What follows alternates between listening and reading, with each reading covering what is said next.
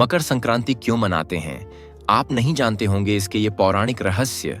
पौष मास में जब सूर्य धनु राशि को छोड़कर मकर राशि में प्रवेश करता है तब मकर संक्रांति का पर्व मनाया जाता है।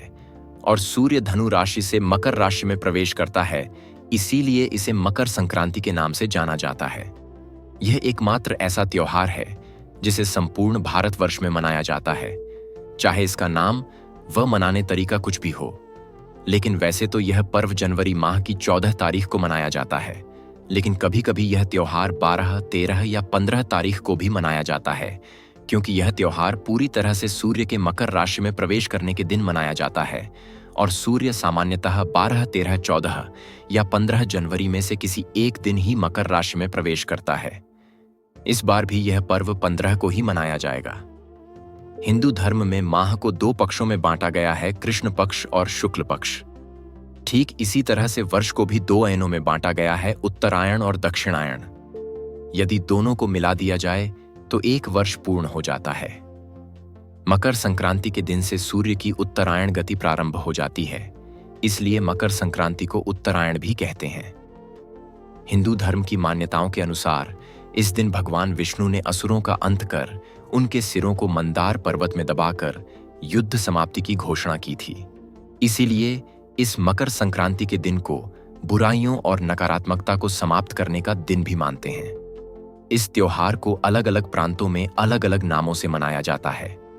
तमिलनाडु में इसे पोंगल के रूप में, तो आंध्र प्रदेश, कर्नाटक और केरला में केवल संक्रांति के नाम से मनाया जाता है, जबकि बिहार और उत्तर प्रदेश में इस त्योहार को खिचड़ी के नाम से जाना जाता है।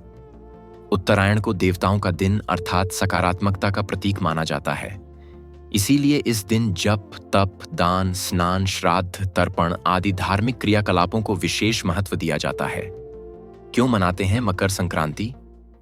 यह माना जाता है कि भगवान सूर्य अपने पुत्र शनि से मिलने स्वयं उनके घर जाते हैं और शनि मकर राशि के स्वामी हैं।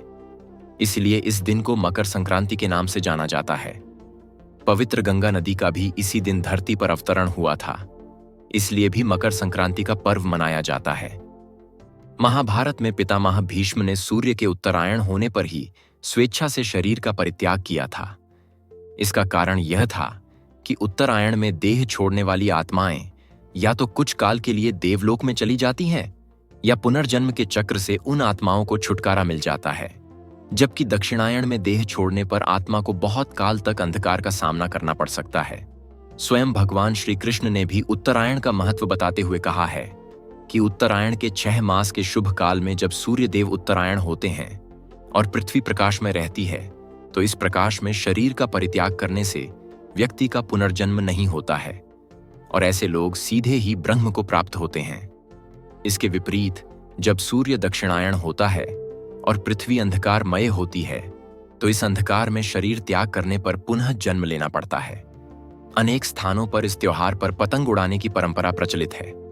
लोग दिन भर अपनी छतों पर पतंग उड़ाकर हर्षोल्लास के साथ इस उत्सव का मजा लेते हैं। विशेष रूप से पतंग उड़ाने की प्रतियोगिताएं भी आयोजित की जाती हैं। पतंग उड़ाने के पीछे धार्मिक कारण यह है कि श्री राम ने भी पतंग उड़ाई थी।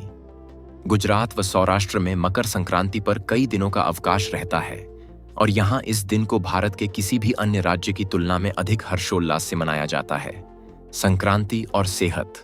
पौष मास की सर्दी के कारण हमारा शरीर कई तरह की बीमारियों से ग्रसित हो जाता है, जिसका हमें पता ही नहीं चलता, और इस मौसम में त्वचा भी रुखी हो जाती है।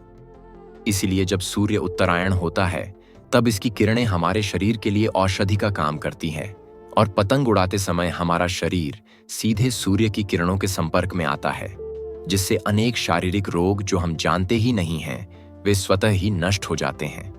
तो प्रिय भक्तजनों, अगर आप इस कथा को जानते थे तो वीडियो को एक लाइक कर दीजिए, और नहीं जानते थे तो चैनल को सब्सक्राइब जरूर कर लीजिए ताकि अगली वीडियो आपको जल्द मिले। जय सीताराम जी, जय श्री कृष्ण जी। ओम विष्णुवाय नमः।